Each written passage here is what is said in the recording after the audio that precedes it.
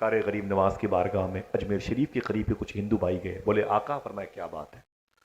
تو کہا کہ وہ آپ کا ایک مرید ہے جو خواجہ بختیار کاکی، وہ اس کا نام ہے، اس کا ایک مرید ہے جو بادشاہ ہے، التمش اس کا نام ہے، آپ کو معلوم ہے؟ ایسی ہی بادشاہت نہیں مل گئی۔ ایک دن میرے آقا سرکار خواجہ قطب الدین بختیار کاکی اور غریب نواز اپنی چلگاہ میں تشریف فرما تھے، تو سرکار خواجہ بختیار کاکی نے فرمایا تھا حضور ایک نعت مجھے یاد آ رہی ہے، اگر کہیں تو پڑھو۔ تو غریب نواز نے فرمایا پڑھو، کس کی نعت ہے؟ تو خواجہ بختیار کاکی فرماتے وہ نعت آپ کے دادا امام زین العابدین کی ہے۔ اللہ اونٹ کی ننگی پیٹھ پر جب آپ کو رسیوں میں باندھا گیا تھا اس وقت آپ نے یہ نعت لکھی ہے، ان التیاری حسبا یومن الی ارض الحرم بلغ السلامی روزتن فیہ فیہ النبی النبی المحترم۔ المحترم واہ۔ یہ وہ نعت ہے جو کربلا کے واقعے کے بعد 12 تاریخ کی صبح کو سرکار امام زین العابدین نے اونٹ کی پیٹھ پر جب بندھے ہوئے تھے، آپ نے آنسوؤں سے اس نعت کو لکھا، اے صبح کی ہوا مدینے جانا تو حضور کی بارگاہ بتانا میری کنڈیشن کیا ہے، بتانا آقا کریم کی بارگاہ میں ظالموں نے کتنا ظلم کیا ہے، مبارک نعت لکھی۔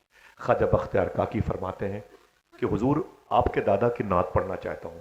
غریب نواز سرکار فرماتے ہیں پڑھو، تو سرکار غریب نواز بیٹھے تھے کہ خواجہ بختیار کاکی نعت شریف پڑھنے لگے، انی التیاری حسبا یومن الی ارض الحرم بلغ سلامی روزتن فیہ النبی المحترم۔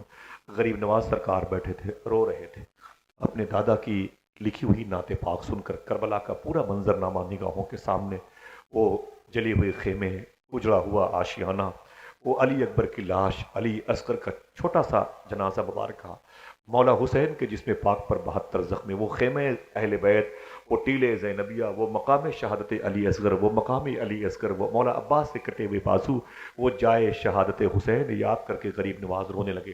جب نعت مکمل ہو گئی تو غریب نواز رو کے فرمایا کہ اے قطب الدین پھر سے پڑھو اسی نعت کو۔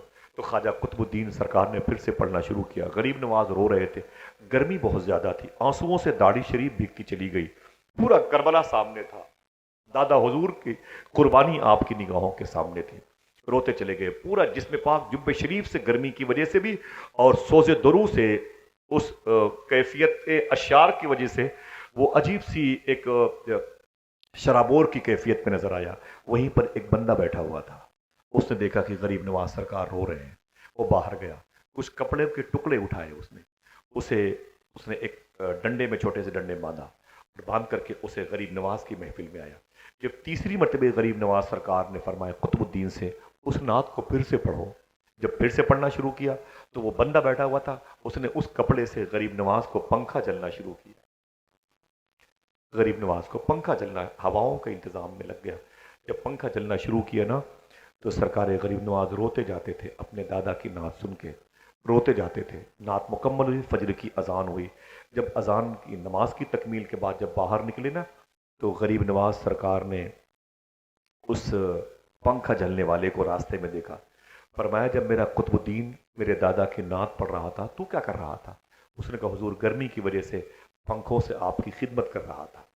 غریب نواز فرماتے ہیں بادشاہ کی خدمت کرنے والا بادشاہ ہوتا ہے، بادشاہ کی خدمت کرنے والا بادشاہ ہوتا ہے، بادشاہ ہوتا ہے، جا تجھے دلی کا بادشاہ بنا دے، سبحان اللہ سبحان جا۔ اللہ۔ اب وہ اپنا سر کو جائے، باپ رے باپ، ایسے